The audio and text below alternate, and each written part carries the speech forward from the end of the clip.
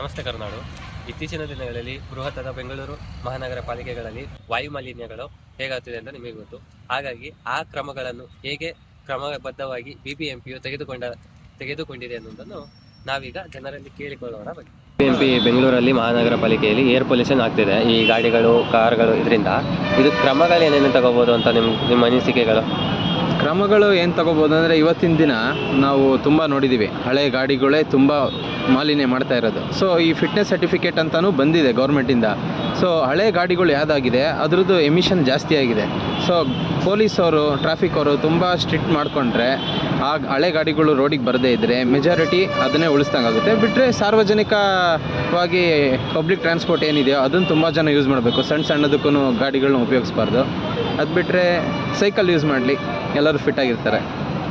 So ಈ ಥರ air ಪೊಲ್ಯೂಷನ್ನ ಕಂಟ್ರೋಲ್ ಮಾಡ್ಬೋದು. Thank you sir. ನಮಸ್ತೆ. ಈಗ ಈಗ ಏರ್ ಪೊಲ್ಯೂಷನ್ ಅಂತ ಆಗ್ತಿದೆ. ಈಗ ಬಿಬಿಎಂಪಿ ಬೆಂಗಳೂರಂತಹ ದೊಡ್ಡ ದೊಡ್ಡ ನಗರಗಳಲ್ಲಿ ವಾಯು ಪೊಲ್ಯೂಷನ್ ಅಂತ ಆಗ್ತಿದೆ. ಈಗ ಹಲವಾರು ಕ್ರಮಗಳಿಲ್ಲದೆ ಕ್ರಮಗಳನ್ನು ತಗೊತಾ ಇಲ್ಲ ಜನರು ಅಸಡ್ಡೆ ಮಾಡ್ತಿದ್ದಾರೆ. ಇವಕ್ಕೆಲ್ಲ ಕ್ರಮಗಳು ಅಥವಾ ಅನಿಸಿಕೆಗಳು ನಿಮ್ಮದು ಏನಂತ? ಸರ್, ಈಗ ನನ್ನ ಹೆಸರು ಶಿವಕುಮಾರ್ ಅಂತ. ಸರ್, ನೀವು ಹೇಳ್ತಾ ಇರೋದು ಪ್ರಶ್ನೆ ಚೆನ್ನಾಗಿದೆ. ವಾಯು ಮಾಲಿನ್ಯ ಅನ್ನೋದು ನಾವೇ ಮಾಡ್ಕೊಂಡಿರೋಂಥ ಒಂದು ಏನಂತ ದುರಂತ ಅಂತ ಹೇಳ್ಬೋದು ಸರ್. ವಾಯು ಮಾಲಿನ್ಯ ಅಂದರೆ, ಈಗ ಮನೆಯಲ್ಲಿ 4 ಜನ ಇದ್ದಾರೆ ಬೆಂಗಳೂರಲ್ಲಿ ಅಂದರೆ, 4 ಜನ ಒಂದೊಂದು ಕಾರು, ಬೈಕು ಈ ಥರ ಎಲ್ಲ ತೊಗೊಂಡು ಯೂಸ್ ಮಾಡ್ತಾಯಿದ್ದಾರೆ. ಅದ್ರ ಅವಶ್ಯಕತೆನೇ ಇಲ್ಲ. ಫಸ್ಟ್ ಆಫ್ ಆಲ್ ಸ್ವಂತ ಮನೆಯೇ ಇರೋದಿಲ್ಲ, ಎದುರುಗಡೆ ರೋಡಲ್ಲಿ ನಿಲ್ಸೋಕ್ಕೆ ಜಾಗನೂ ಇದಿರಲ್ಲ. ಆದರೂ ಕೂಡ 2 ಗಾಡಿ 3 ಗಾಡಿ ತಗೊಂಡು ಮೇಂಟೈನ್ ಮಾಡ್ತಿರ್ತಾರೆ. ಹಾಗಾಗಿ ಇದನ್ನೆಲ್ಲ ಕಮ್ಮಿ ಮಾಡಬೇಕು.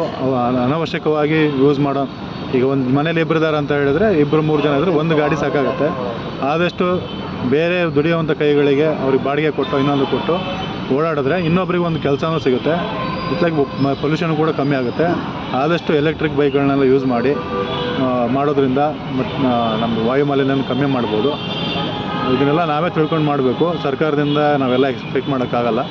ಸರ್ಕಾರ ಏನೇನು ಮಾಡಬೇಕು ಅದು ಮಾಡ್ಬೋದು. ಯಾಕಂದರೆ 5-6 ಕೋಟಿ ಜನ ಇದ್ದಾಗ ಸರ್ಕಾರದ ಪ್ರತಿನಿಧಿಗಳು ಎಷ್ಟು ಜನ ಇರ್ತಾರೆ? ಕಮ್ಮಿ ಇರ್ತಾರೆ. ಹಾಗಾಗಿ ಪ್ರತಿಯೊಬ್ಬರು ಒಬ್ಬೊಬ್ರು ನಿಲ್ಲೋಕ್ಕಾಗಲ್ಲ. ಹಾಗಾಗಿ ನಾವೇ ತಿಳ್ಕೊಂಡು ಪೊಲ್ಯೂಷನ್ನ ಕಡಿಮೆ ಮಾಡೋದು ನಮ್ಮ ಕೈಲೇ ಇರ್ತದೆ. ಅದು 100% ಆಗುತ್ತೆ. ಇದು ಇವಾಗಿನ ಯುವಕರು ತಿಳ್ಕೊಬೇಕಂತ ನಾನು ಹೇಳೋಕ್ಕೆ ಇಷ್ಟಪಡ್ತೀನಿ.